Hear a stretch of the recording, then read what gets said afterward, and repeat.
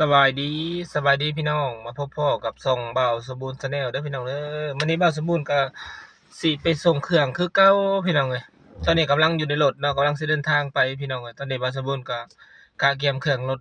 เต็มรถเรียบร้อยแล้วพี่น้องเอ้ยก็สิไปส่งเครื่องเนาะพี่น้องเนาะฝากติดตามนำกันเด้อพี่น้องเด้อ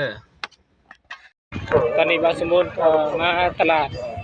วันเมืองโคราชเด้อพี่น้องเด้อตอนนี้ก็กำลังเลาะเบิ่งเครื่องของเนาะพี่น้องเนาะพี่แต่ก็แดดแห้งอยู่เด้อพี่น้อง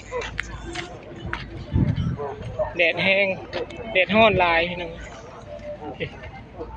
เก็บบรรยากาศให้มึงนะพี่น้องนะตลาดเครื่องของกันหลายพี่น้องนะ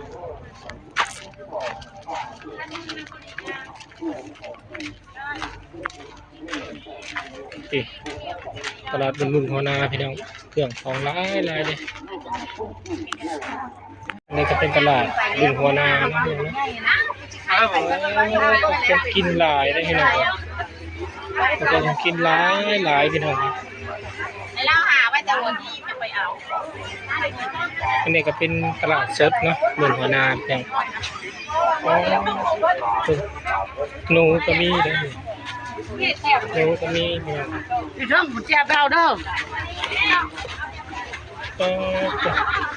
เป็นประเภทเครื่องอยู่เครื่องกินเนาะเนาะลายนะตลาดเดินหัวนาเนาะจัง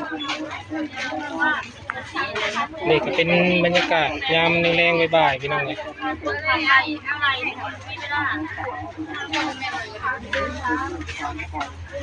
ดอกมะแตงเป็นปกครับมีหลายพี่น้อง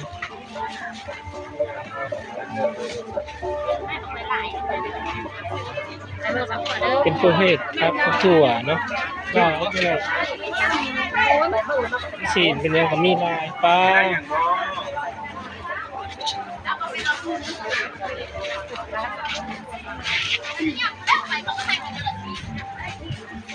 อันนี้เป็นตัวมองไหมนะมีนูตูนได้ไหม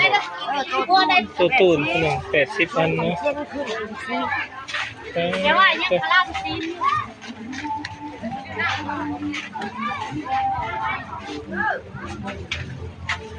กับบรรยากาศเนาะ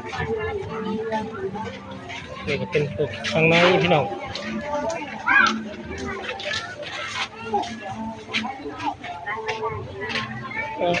ก็คงอยู่คงกินลายได้พี่น้องตัวนี้เป็นปลาดุกพี่น้อง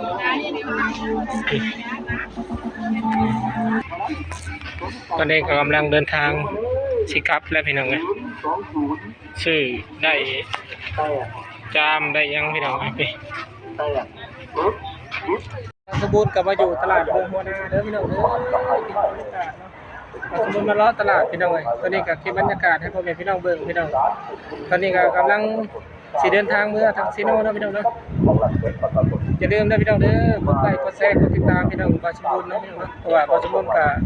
ได้มาทางประเทศพี่น้องก็ได้ว่าแม่ตลาดเมืองหัวนานะพี่น้องเนาะ